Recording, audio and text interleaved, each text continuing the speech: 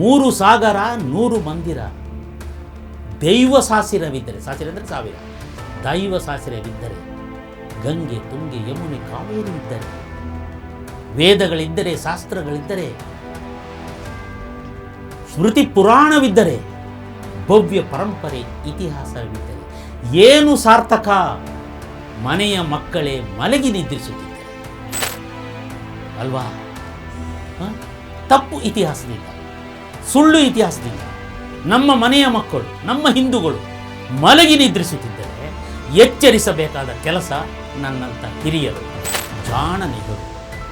ಒಂದು ಸಂಘ ಮತ್ತು ಒಂದು ರಾಜಕೀಯ ಪಕ್ಷ ಇದರ ಬೆನ್ನ ಹಿಂದೆ ಇದೆ ಅಂತ ಹೇಳುವ ಗುಪ್ತಚಾರ ಮಾಹಿತಿಗಳು ದೊರಕ್ತಾ ಇದೆ. ಇದರ ಬೇರು ಸಹಿತ ಕಿತ್ತಾಕುವುದು ನಮ್ಮ ಕೆಲಸ. ಗಾಂಧೀಜಿಯ ಅಹಿಂಸಾ ಮಾರ್ಗದಲ್ಲಿ ಎಲ್ಲರೂ ನಡೆಯೋಣ ಅಂತೇಳಿ ಅವರು ಸಂದೇಶವನ್ನು ಕೊಟ್ಟು ರೇಡಿಯೋದಲ್ಲಿ ಕೇಳ್ತಾ ಇರ್ತಾರೆ. ಈ ರಾಷ್ಟ್ರೀಯ ಚಿಂತನೆಯನ್ನೇ, ಹಿಂದೂ ಧರ್ಮವನ್ನೇ ಇಟ್ಟುಕೊಂಡಿರುವ BJP ಆಗಿರ್ಬೋದು, ಗೋಡ್ಸೆಯ ಹೆಸರು ಹೇಳೋಕ್ಕೆ ಅಂಜುತ್ತಾರೆ ಅಂತ ಹೇಳೋದು. ಎಲ್ಲಿ ಅವರ ಕಪ್ಪು ಮಸಿ ತನ್ನ ಅಂಗಿಗೆ ಮೆತ್ತುಕೊಳ್ಳುತ್ತದೆ ಅಂತ ಭಯ ಇದೆ, ಎಲ್ಲರಿಗೂ ಭಯ ಅಲ್ವಾ?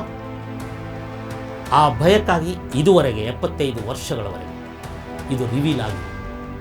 ಈ ಪುಸ್ತಕವನ್ನು ರೋಹಿತ್ ಚಕ್ರತೀರ್ಥ ಅವರು ಅವರ ಅಯೋಧ್ಯೆ ಪ್ರಕಾಶನದಿಂದ ಪ್ರಿಂಟ್ ಮಾಡಲಿಕ್ಕೆ ಒಪ್ಕೊಂಡಿದ್ದಾರೆ. ಇದು ಪ್ರಿಂಟ್ ಆಗಿ ಬರ್ತದೆ, ಬುಕ್ ಆಗಿ ಸಿಗುತ್ತೆ. ಇತ್ತೀಚೆಗೆ ಒಬ್ಬರು ಪುಸ್ತಕ ಬರೆದಿದ್ದಾರೆ, 1948 ಬ್ರಾಹ್ಮಣರ ನರಮೇಧ ಅಂತ ಪುಸ್ತಕ ಬರೆದಿದ್ದಾರೆ. ಈ ಎಲ್ಲ ಅಂಶಗಳು ಈ ಮೊದಲ ದೃಶ್ಯದಲ್ಲಿ ಹೇಳಿದೆ ಅಲ್ಲ, ಈ ಟ್ರೈನು ಮತ್ತು ಇವರ ಟ್ರತ್ ಡೆಸ್ಟಿನಿ ಸ್ಪೀಚು, ಮತ್ತು ಆ ಹೆಂಗಸರು ಬಂದು ಜ್ಞಾನಿ ಕರ್ತಾರ್ ಸಿಂಗ್ ಬರೋದು, ಈ ಗಾಂಧಿಯನ್ನು ಅಟ್ಯಾಕ್ ಮಾಡೋದು, ಬೈಯೋದು, ಅಟ್ಯಾಕ್ ಮೀನ್ಸ್ ಇದು ಬೈಯೋದು, ಇದೆಲ್ಲ ನಡೆಯೋದು ಒಂದನೇ ದೃಶ್ಯದಲ್ಲಿ. ಎರಡನೇ ದೃಶ್ಯದಲ್ಲಿ ಈ ನಾಥಾರಾಮ್ ಗೋಡ್ಸೆ ಮತ್ತು ಆಪ್ಟೆ ಇದ್ದವರು, ನಾವು ಈ ಅವರು 55 ಕೋಟಿ ಕೊಡೋಕ್ಕೆ ತೀರ್ಮಾನ ಮಾಡಿದ್ದಾರೆ, ನಾವು ಇನ್ನು ಬಿಡಬಾರ್ದು ಅಂತೇಳಿ ಪ್ರತಿಭಟನೆ ಮಾಡೋಣ ಅಂತ ಮಾಡ್ತಾ ಇರೋದು. ಮತ್ತು ಅದರಲ್ಲಿ ನಾಥಾರಾಮ್ ಗೋಡ್ಸೆ ಅಂದರೆ ಯಾರು ಅಂತ ಹೇಳೋದನ್ನು ಸ್ವಲ್ಪ ಪರಿಚಯ ಮಾಡಬೇಕು ಅಂತ ಹೇಳೋದು ನನ್ನ ಇಂಟೆನ್ಷನ್. ಹಾಗಾಗಿ ಯಾರು ಇವರೆಲ್ಲ, ನಾರಾಯಣ ಆಪ್ಟೆ, ಡಾಕ್ಟರ್ ಪರ್ಚುರೆ, ಕರ್ಕರೆ ಅಂತ ಯಾರೆಲ್ಲೋ ಇದ್ದರು ಅವರ ಕೂಟ ಅವರದ್ದು. ಥರ್ಡ್ ಸೀನ್ ಸರ್ದಾರ್ ವಲ್ಲಭಾಯ್ ಪಟೇಲ್ ಮತ್ತು ನೆಹರು ಜಗಳ, ರಾಜೀನಾಮೆಯ ಪ್ರಸ್ತಾಪ. ಫೋರ್ತ್ ಸೀನ್ ಒಂದು, ಇದು ರಂಗಭೂಮಿ ಆದ್ದರಿಂದ ನಾನೊಂದು ಕನಸಿನ ದೃಶ್ಯವನ್ನು ಕಟ್ಟಿಕೊಟ್ಟಿದ್ದೇನೆ. ಏನಂದರೆ ಅವನು 21ನೇ ತಾರೀಕು 29 ನೈಟ್ 30ಕ್ಕೆಲ್ಲ ಫೈರು, 29 ನೈಟ್ ಜನವರಿ 29ಕ್ಕೆ ಮರೀನಾ ಹೋಟೆಲಲ್ಲಿ ತಂಗಿರ್ತಾನೆ. ನಾಳೆ ಕೊಲೆಯ ಇದಕ್ಕೆ ಹೌದು, ಡೆಲ್ಲಿಯ ಮರೀನಾ ಹೋಟೆಲಲ್ಲಿ ತಂಗಿರ್ತಾನೆ. ಅಲ್ಲಿ ನಿದ್ದೆ ಬರಲ್ಲ ಇವನಿಗೆ, ಚಡಪಡಿಸ್ತಾನೆ. ಅವನು ಫ್ಲೂಟು ಪ್ಲೇ ಮಾಡ್ತಾಯಿದ್ದ, ಅವನು ಸ್ವಲ್ಪ ಮ್ಯೂಸಿಷಿಯನ್, ಅವನು ಫ್ಲೂಟು ಮೌತ್ ಆರ್ಗನ್ ಎಲ್ಲ ಪ್ಲೇ ಮಾಡ್ತಾಯಿದ್ದ. ಅವ್ನು ಫ್ಲೂಟ್ ಎಲ್ಲ ನುಡಿಸ್ತಾನೆ, ಅವನಿಗೆ ಏನೂ ಸಮಾಧಾನ ಆಗಲ್ಲ. ಅವನಿಗೆ ಮಲ್ಕೊಳ್ತಾನೆ. ಒಂದು ಮಿಡ್ ನೈಟ್ ಕಳೆದ ಮೇಲೆ ನಿದ್ದೆ ಜಂಪ್ ಹತ್ತಿದಾಗ ಅವನಿಗೆ ಕನಸಿಗೆ ಅವನು ತನ್ನ ತಾಯಿಯ ಮನೆಯಲ್ಲಿದ್ದಾನೆ. ಅಲ್ಲಿ ತಾಯಿ ಬಂದು ಇವನ ಜೊತೆಲಿ, ಯಾಕಪ್ಪ ನಿದ್ದೆ ಬಂದಿಲ್ಲ ಇನ್ನೂ ಹೇಳ್ತಾನೆ, ಯಾಕಮ್ಮ ಭಾರತ ಮಾತೆ ಹೀಗೆ ಆಗಿದ್ದಾಳೆ, ನಾನು ಹೇಗೆ ನಿದ್ದೆ ಮಾಡಲಿ, ಎಲ್ಲ ನೋಡಿ ಇಲ್ಲಿ ಕಾಶ್ಮೀರಕ್ಕೆ 55 ಕೋಟಿ ಕೊಡಬೇಕು ಅಂತ ತಾತ ಕೂತಿದ್ದಾನೆ ಅಲ್ಲಿ, ಏನು ಮಾಡೋದು ಇದು ಅಂತೇಳಿ ಮಾತುಕತೆಯಲ್ಲಿ ಇವನು ಮೆಲ್ಲೆ ಪ್ರಸ್ತಾಪ ಮಾಡ್ತಾನೆ, ನಾನು ಇವನು ಮುಗಿಸ್ಬೇಕು ಅಂತ ತೀರ್ಮಾನ. ಎಂತ ಮಾಡಕ್ಕೆ ಹೊರಟಿದ್ದೀಯ ನೀನು, ಗೋಡ್ಸೆಯ ವಂಶವೇ ಇರೋದಿಲ್ಲ ಮರೆಯ ನೀನು, ಹಿಂಗೆ ಅಂತ ಮಾಡಿಬಿಟ್ರೆ.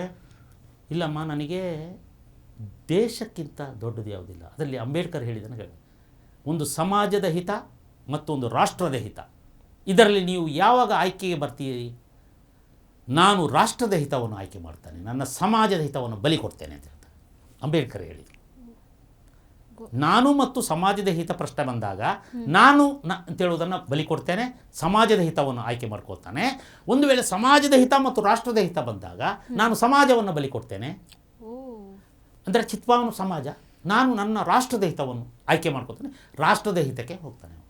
ಇದನ್ನು ಹೇಳ್ತಾನೆ ಅಂಬೇಡ್ಕರ್. ಹೀಗೆ ಹೇಳಿದರೆ, ನನಗೆಲ್ಲಕ್ಕಿಂತ ದೊಡ್ಡದು ನನ್ನ ಚಿತ್ಪಾವನಿಗಿಂತ ದೊಡ್ಡದು ನನಗೆ ರಾಷ್ಟ್ರ.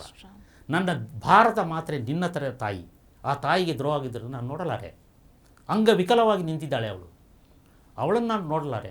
ಇನ್ನೂ ಅವನು ವಿಕಲಾಂಗ ಮಾಡೋದನ್ನು ನಾನು ನೋಡಲಾರೆ.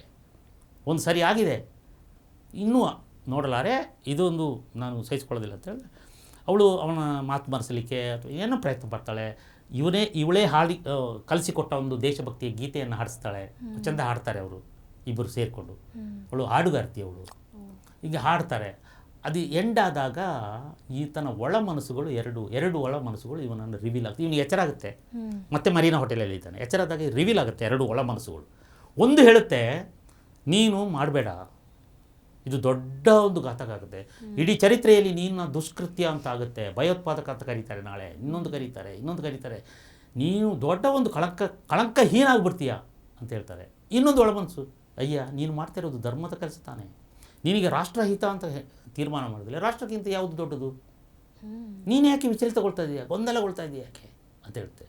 ಅಗೇನು ಅದು ಆ ಮನಸ್ಸು, ಈ ಮನಸ್ಸು, ಆ ಮನಸ್ಸು, ಕೊನೆಗೆ ಈ ಮನಸ್ಸಿಗೆ ಅವನು ಸ್ಟಿಕಾನ್ ಆಗ್ತಾನೆ. ಅವನು ಹೇಳ್ತಾನೆ, ನಾನು ಶೇಕ್ಸ್ಪಿಯರ್ ನಾಟಕದ ಮ್ಯಾಕ್ಬೆತ್ ಆಗಲಾರೆ ಅಂತ. ಶೇಕ್ಸ್ಪಿಯರ್ ನಾಟಕದ ಮ್ಯಾಕ್ಬೆತ್ ತನ್ನ ಸ್ವಾರ್ಥಕ್ಕಾಗಿ ಅವನು ರಾಜನನ್ನು ಗುಂಡೊಡಿತಾನೆ, ಕೊಲ್ತಾನೆ, ಆ ಕ್ರೌನನ್ನು ವಶಪಡಿಸಿಕೊಳ್ತಾನೆ, ತನ್ನ ಸಿಂಹಾಸನ ಉಳಿಸ್ಕೊಳ್ಳಲಿಕ್ಕೆ ಇನ್ನೊಬ್ಬರನ್ನು ಕೊಲ್ತಾನೆ. ಅಲ್ಲಿ ಲೇಡಿ ಮ್ಯಾಕ್ಬೆತ್ ಬಂದಿರ್ತಾಳೆ. ಇದು ಶೇಕ್ಸ್ಪಿಯರ್ ನಾಟಕ. ನಾನು ಶೇಕ್ಸ್ಪಿಯರ್ ನಾಟಕದ ಮ್ಯಾಕ್ಬೆತ್ ಆಗಲಾರೆ ಅಂತೇಳಿ ನಿರ್ಧಾರಕ್ಕೆ ಬರ್ತಾನೆ, ಕೊಲ್ತಾನೆ. ಇದು 4ನೇ ದೃಶ್ಯ. ಅಲ್ಲಿ ಅವಳಿಗೆ ಮತ್ತೆ ರೇಡಿಯೋದಲ್ಲಿ ಇವರ ನೆಹರು ಸಂದೇಶ ಬರ್ತದೆ. ಭಾಳ ಪರ್ಟಿಕ್ಯುಲರ್ ಆಗಿ ಜಾಣ ನೆಹರು ಒಂದು ಸಂಘ ಮತ್ತು ಒಂದು ರಾಜಕೀಯ ಪಕ್ಷ ಇದರ ಬೆನ್ನ ಹಿಂದೆ ಇದೆ ಅಂತ ಹೇಳುವ ಗುಪ್ತಚಾರ ಮಾಹಿತಿಗಳು ದೊರಕ್ತಾ ಇದೆ. ಇದರ ಬೇರು ಸಹಿತ ಕಿತ್ತಾಕೋದು ನಮ್ಮ ಕೆಲಸ. ಗಾಂಧೀಜಿಯ ಅಹಿಂಸಾ ಮಾರ್ಗದಲ್ಲಿ ಎಲ್ಲರೂ ನಡೆಯೋಣ ಅಂತೇಳಿ ಅವರು ಸಂದೇಶವನ್ನು ಕೊಟ್ಟು ರೇಡಿಯೋದಲ್ಲಿ ಕೇಳ್ತಾ ಇರ್ತಾಳೆ. ಇಂಗ್ಲೀಷಲ್ಲಿ BBC ನ್ಯೂಸ್ ಬರುತ್ತೆ, ನಾಥರಾಮ್ ಗೋಡ್ಸೆ ಹೆಸರು ಪ್ರಸ್ತಾಪ ಆಗುತ್ತೆ. ಅವಳು ಕುಸಿತಾಳೆ, ಎಲ್ಲ ಕೆಟ್ಟೋಯ್ತು, ನಾವು ಸರ್ವನಾಶವಾಗಿ ಹೋದ್ವಿ ಅಂತ ಹೇಳುವುದರಲ್ಲಿ ಆ ಎಂಡ್ ಆಗುತ್ತೆ ಸೀನು. ಕೊನೆಯ ಸೀನು ಅವನು ಕೋರ್ಟಲ್ಲಿ ಅವನು ತನ್ನ ಲಿಖಿತ ಹೇಳಿಕೆಯನ್ನು ಹೇಳ್ಕೊಳ್ಳೋದು, ನಾನೇಕೆ ಗಾಂಧಿಯನ್ನು ಕೊಂದೆ ಅಂತ ಹೇಳ್ಕೊಂಡು ಕೊನೆಗೆ ನಾಟಕ ಎಂಡ್ ಆಗುತ್ತೆ. ಇದು 5 ದೃಶ್ಯಗಳ ನನ್ನ ನಾಟಕ. ಅಂದರೆ ನಾನು ನೋಡಿ, 3 ಸಾಗರ, 100 ಮಂದಿರ, 3 ಸಾಗರ 100 ಮಂದಿರ, ದೈವ ಸಾಸಿರವಿದ್ದರೆ, ಸಾಸಿರ ಅಂದರೆ 1000, ದೈವ ಸಾಸಿರವಿದ್ದರೆ, ಗಂಗೆ ತುಂಗೆ ಯಮುನೆ ಕಾವೇರಿ ಇದ್ದರೆ, ವೇದಗಳಿದ್ದರೆ, ಶಾಸ್ತ್ರಗಳಿದ್ದರೆ, ಸ್ಮೃತಿ ಪುರಾಣವಿದ್ದರೆ, ಭವ್ಯ ಪರಂಪರೆ ಇತಿಹಾಸವಿದ್ದರೆ, ಏನು ಸಾರ್ಥಕ, ಮನೆಯ ಮಕ್ಕಳೇ ಮಲಗಿ ನಿದ್ರಿಸುತ್ತಿದ್ದರೆ ಅಲ್ವಾ? ತಪ್ಪು ಇತಿಹಾಸದಿಂದ, ಸುಳ್ಳು ಇತಿಹಾಸದಿಂದ ನಮ್ಮ ಮನೆಯ ಮಕ್ಕಳು, ನಮ್ಮ ಹಿಂದೂಗಳು ಮಲಗಿ ನಿದ್ರಿಸುತ್ತಿದ್ದರೆ ಎಚ್ಚರಿಸಬೇಕಾದ ಕೆಲಸ ನನ್ನಂಥ ಹಿರಿಯರದು. ಅದನ್ನು ಮಾಡೋಕ್ಕೆ ಹೊರಟಿದ್ದೀನಿ. ಇದರಲ್ಲಿ ನನಗೆ ಗೊತ್ತು, ನನಗೆ ವೇದನೆಗಳಿದೆ, ನನ್ನನ್ನು ಕಳಂಕಿತರ ಪಟ್ಟಿಗೆ ಸೇರಿಸ್ತಾರೆ. ಆದರೆ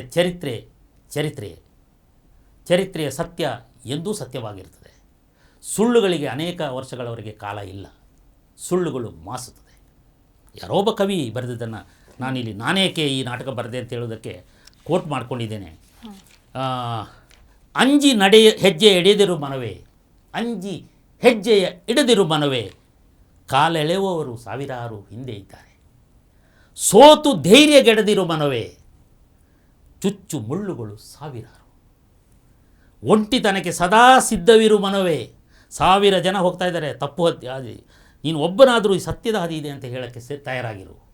ಒಂಟಿಯಾದರೂ ಚಿಂತೆ ಇಲ್ಲ. ಒಂಟಿತನಕ್ಕೆ ಸದಾ ಸಿದ್ಧವಿರು ಮನವೇ, ಕಲ್ಮಸ ಸಂಬಂಧಗಳು ಸಾವಿರಾರು. ಇದು ಯಾವಾಗಲೂ ಪ್ರೇರಣೆ ಆಗಬೇಕು ಅಂತ ನೋಡಿ. DVG ಅವರು ಬ್ರಹ್ಮವೇ ಸತ್ಯ, ಸೃಷ್ಟಿಯೇ ಮಿಥ್ಯೆ ಎನ್ನುವಡೆ, ಬ್ರಹ್ಮವೇ ಸತ್ಯ, ಸೃಷ್ಟಿಯೇ ಮಿಥ್ಯೆ ಎನ್ನುವಡೆ, ಸಂಬಂಧವಿಲ್ಲವೇನ ವಿಷಯ ಯುಗಕ್ಕೆ, ನಮ್ಮ ಮನಸ್ಸುಗಳೇ ನಮಗೆ ಸೆಟೆಪೇಳುವಡೆ, ಸುಳ್ಳು ಹೇಳೋದು, ಸೆಟೆಪೇಳುವಡೆ ಸುಳ್ಳು, ನಮ್ಮ ಮನಸ್ಸುಗಳೇ ನಮಗೆ ಸೆಟೆಪೇಳುವಡೆ, ನೆಮ್ಮುವುದಾರನ್ನೋ ಮಂಕುತಿಮ್ಮ, ನಂಬುವುದು ಯಾರನ್ನ? ಕಣ್ಣು ಮತ್ತು ಮನಸ್ಸು ಹೇಳಿದ್ದು ಕೂಡ, ಸುಳ್ಳನ್ನು ಹೇಳಿದ್ರು ಕೂಡ ಸತ್ಯವನ್ನು ಪರಾಂಬರಿಸಿ ನೋಡು ಅಂತ ಹೇಳ್ತಾರೆ. ನಮ್ಮ ಕಣ್ಣು ಹೇಳ್ತದೆ ಅದು ಹಾವು ಅಂತ, ಮನಸ್ಸು ಹೇಳ್ತದೆ ಅದು ಹಾವು ಅಂತ. ಹತ್ತಿರದಲ್ಲಿ ಹೋಗಿ ಚೆಕ್ ಮಾಡಿದಾಗ ಅದು ಹಗ್ಗಾಗಿರ್ತದೆ. ಪರಾಂಬರಿಸಿ ನೋಡು, ಕಣ್ಣಾರೆ ಕಂಡರು ಪರಾಂಬರಿಸಿ ನೋಡು. ಮನಸ್ಸುಗಳೇ ಸೆಟೆಪೇಳುವಡೆ, ನೆಮ್ಮುವುದಾರನ್ನು ಮಂಕುತಿಮ್ಮ ಅಂತ DVG ಹೇಳ್ತಾರೆ. ಆಗ ಚರಿತ್ರೆಯನ್ನು ನಂಬ್ತೇನೆ, ನೆಮ್ಮುವುದಾರನ್ನು ಚರಿತ್ರೆಯನ್ನು ನಂಬ್ತೇನೆ. ಈ ನಾಟಕದ ಒಂದು ನನಗೆ ಗೊತ್ತು, ನಮ್ಮ ಅನೇಕ ಸಂಘ ಸಂಸ್ಥೆಗಳಾಗಿರ್ಬೋದು ಅಥವಾ ಈ ರಾಷ್ಟ್ರೀಯ ಚಿಂತನೆಯನ್ನೇ, ಹಿಂದೂ ಧರ್ಮವನ್ನೇ ಇಟ್ಟುಕೊಂಡಿರುವ BJP ಆಗಿರ್ಬೋದು, ಗೋಡ್ಸೆಯ ಹೆಸರು ಹೇಳೋಕ್ಕೆ ಅಂಜುತ್ತಾರೆ ಅಂತ ಹೇಳೋದು ನನಗೆ ಗೊತ್ತು. ಎಲ್ಲಿ ಅವರ ಕಪ್ಪು ಮಸಿ ತನ್ನ ಅಂಗಿಗೆ ಮೆತ್ತುಕೊಳ್ತದಂಥ ಭಯ ಇದೆ, ಎಲ್ಲರಿಗೂ ಭಯ ಇದೆ ಅಲ್ವಾ? ಆ ಭಯಕ್ಕಾಗಿ ಇದುವರೆಗೆ 75 ವರ್ಷಗಳವರೆಗೆ ಇದು ರಿವೀಲ್ ಆಗಿಲ್ಲ. ಈಗಲಾದರೂ ರಿವೀಲ್ ಆಗಬೇಕಲ್ವ? ಎಲ್ಲಿಯವರೆಗೆ ನಾವು ನಮ್ಮ ಈ ಮುಂದಿನ ಪೀಳಿಗೆಗೆ ಒಂದು ಕ್ಷಾತ್ರ ತೇಜಸ್ಸಿನ ಪಾಠವನ್ನು ನಾವು ಹೇಳ್ಕೊಡೋದಿಲ್ಲ. ಅದನ್ನೇ ನಮ್ಮ ರೋಹಿತ್ ಚಕ್ರತೀರ್ಥ ಹೇಳ್ತಾರೆ. ಈ ಪುಸ್ತಕವನ್ನು ರೋಹಿತ್ ಚಕ್ರತೀರ್ಥ ಅವರು ಅವರ ಅಯೋಧ್ಯೆ ಪ್ರಕಾಶನದಿಂದ ಪ್ರಿಂಟ್ ಮಾಡಲಿಕ್ಕೆ ಒಪ್ಕೊಂಡಿದ್ದಾರೆ. ಇದು ಪ್ರಿಂಟ್ ಆಗಿ ಬರ್ತದೆ, ಬುಕ್ಕಾಗಿಯೂ ಸಿಗುತ್ತೆ, ಇದು ಬುಕ್ಕಾಗಿಯೂ ಸಿಗುತ್ತೆ. ಅವರ ಧೈರ್ಯಕ್ಕೆ ನಾನು ಅವರಿಗೆ ಥ್ಯಾಂಕ್ಸ್ ಹೇಳ್ತೇನೆ. ರೋಹಿತ್ ಚಕ್ರತೀರ್ಥ ಇದೆ ಅವರ ಶಶಾಂಕ್ ಭಟ್ ಅಂತೆ, ಅವರು ವೃಷಾಂಕ್ ಭಟ್ರ ಸಹೋದರ. ಇವರಿಬ್ಬರು ಸೇರಿಕೊಂಡು ಈ ಪ್ರಸ್ಥಾನ ನಡೀತಾ ಅಯೋಧ್ಯೆ ಪ್ರಕಾಶನ ರಾಷ್ಟ್ರೀಯ ಚಿಂತನೆಯ ಪುಸ್ತಕಗಳನ್ನೇ ಹೊರತರ್ತಿದ್ದಾರೆ. ಬಹುಶಃ ಅವರು ನಮ್ಮ ಪಠ್ಯಪುಸ್ತಕ ರಚನಾ ಸಮಿತಿಯ ಅಧ್ಯಕ್ಷರಾಗಿದ್ದವರು. ಸುಳ್ಳುಗಳನ್ನು ತೆಗಿಬೇಕು ಅಂತ ಪಾಪ ಏಕಾಂಗಿ ಆಗಿಬಿಟ್ರು ಕೊನೆಗೆ. ಅವರು ಯಾರು ನೇಮಕ ಮಾಡಿದ್ರು ಅವರೇ ಅವರ ಬೆಂಬಲಕ್ಕೆ ಬರಲಿಲ್ಲ. ಹೀಗಾಗಿ ಇಂಥದಕ್ಕೆ ಧೈರ್ಯ ಮಾಡಿದಾರಲ್ಲ, ಅದಕ್ಕೆ ಅವರಿಗೆ ಥ್ಯಾಂಕ್ಸ್ ಹೇಳ್ತಾನೆ. ನೀವು ನನ್ನನ್ನು ಕರೆಸಿ ಮಾತಾಡಿಸಿದ್ದಕ್ಕೆ ನಿಮಗೂ ಥ್ಯಾಂಕ್ಸ್ ಹೇಳಬೇಕು. ಸರ್, ಇಂತಹ ಕೆಲಸಕ್ಕೆ ಎಲ್ಲರೂ ಕೂಡ ಕೈಯನ್ನು ಜೋಡಿಸಲೇಬೇಕಾಗುತ್ತೆ ಸರ್. ಯಾವಾಗ ಸರ್ ನಾಟಕ? ಈಗ ನಾನು ಈಗ ಇದು 2-3 ಜಾಗದಲ್ಲಿ ಇದರ ರೀಡಿಂಗ್ ಮಾಡಬೇಕು ಅಂತ. ಇವತ್ತು ಸೇವಾ ಕನ್ನಡಿಗರು ಅಂತ ಒಂದು ಟ್ರಸ್ಟ್ ಇದೆ. ಅಲ್ಲಿ ಹುಡುಗರು ಭಾಳ ಆಸ್ಥೆಯಿಂದ ಹಿಂದೂ ಧರ್ಮದ ಬಗ್ಗೆ, ಹಿಂದೂ ಜಾಗೃತಿಯ ಬಗ್ಗೆ ಕೆಲಸ ಮಾಡ್ತಾಯಿದ್ದಾರೆ. ಅವ್ರಿಗೆ ಗೊತ್ತಿರುವ ಹಾಗೆ ಕೆಲಸ ಮಾಡ್ತಿದ್ದಾರೆ.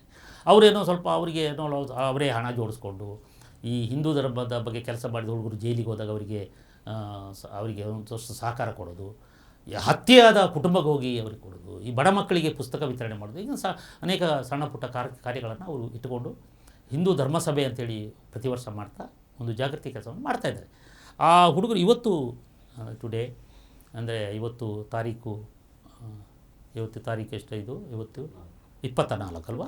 24ನೇ ಇವತ್ತು ಸಂಜೆ 6:30 ಗಂಟೆಗೆ ರೀಡಿಂಗ್ ಕಾರ್ಯಕ್ರಮ ಇಟ್ಕೊಂಡಿದ್ವಿ.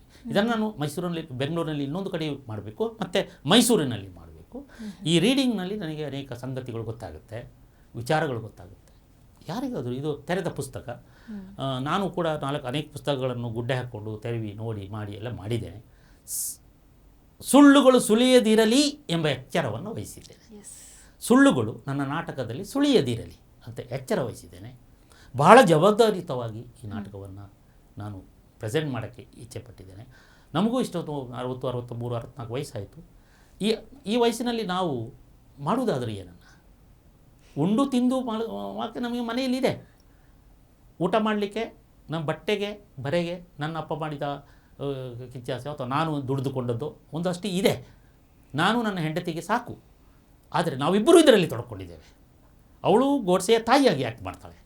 ಯಾಕೆಂದರೆ ನಾನು ಹೇಳೋದನ್ನು ನಾವೇ ಮಾಡದಿದ್ದರೆ ಇನ್ನೊಬ್ಬರಿಗೆ ಯಾಕೆ ಹೇಳೋದು ಅಲ್ವಾ? ಕೃತಿ ಮತ್ತು ಮಾತು ಎರಡೂ ಕೂಡ ಪ್ರಾಮಾಣಿಕವಾಗಿರಲಿ, ಅರ್ಥ ಇರಲಿ ಅಂತ ಹೇಳ್ಕೊಂಡು ಹೋಗ್ತಾ ಇದ್ದೀವಿ. ಸರ್, ನಿಜವಾಗ್ಲೂ ನಿಮ್ಮ ವಿಶ್ಲೇಷಣೆಗೆ ಎಷ್ಟು ಧನ್ಯವಾದಗಳನ್ನು ಹೇಳಿದರೂ ಸಾಕಾಗೋದಿಲ್ಲ. ಯಾಕಂದರೆ ಬಹಳಷ್ಟು ವಿಚಾರ ನಮಗೆ ಗೊತ್ತಿರಲಿಲ್ಲ, ಬಹಳಷ್ಟು ವಿಚಾರಗಳನ್ನು ನೀವು ಬಿಡಿಸಿ ಹೇಳಿದ್ದೀರಾ.